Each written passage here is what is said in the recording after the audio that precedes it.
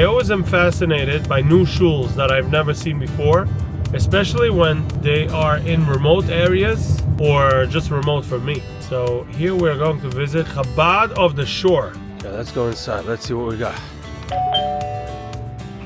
Thank you.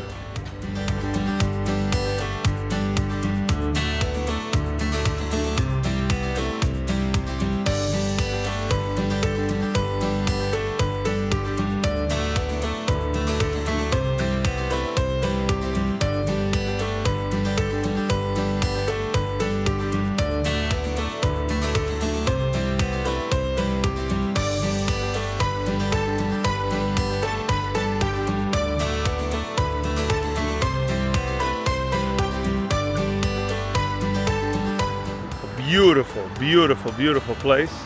I couldn't get a word out of the rabbi because he's actually busy giving shiurim or classes. This is the most beautiful Chabad house I've seen so far.